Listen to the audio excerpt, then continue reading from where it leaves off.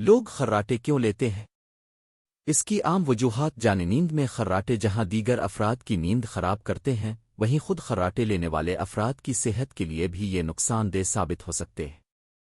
کوئی فرد اس وقت خراٹے لیتا ہے جب سانس کی نالی جزوی طور پر بند سکڑ جاتی ہے اور ہوا اس میں گزرنے سے منہ سے آواز نکلتی ہے۔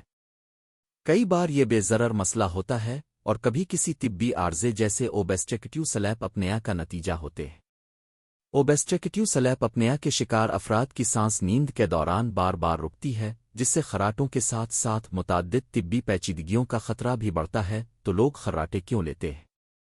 لوگ اس وقت خراٹے لیتے ہیں جب ہوا منہ اور ناک کے ذریعے گزر نہیں پاتی۔ عموماً ایسا سانس کی نالی بلاک ہونے سے ہوتا ہے، جس سے ہوا کا بہاؤ رکتا ہے۔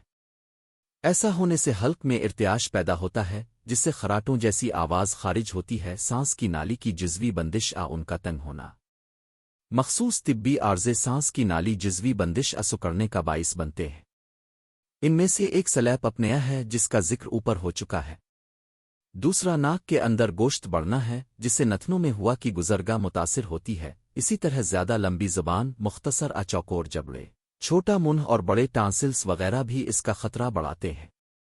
ناک بند ہونا، نزلہ زکام کے شکار افراد میں خراٹوں کا مسئلہ بہت عام ہوتا ہے۔ ناک بند ہونے کے باعث لوگ منہ سے سانس لینے پر مجبور ہوتے ہیں اور اس سے خراٹوں کا امکان بڑھتا ہے۔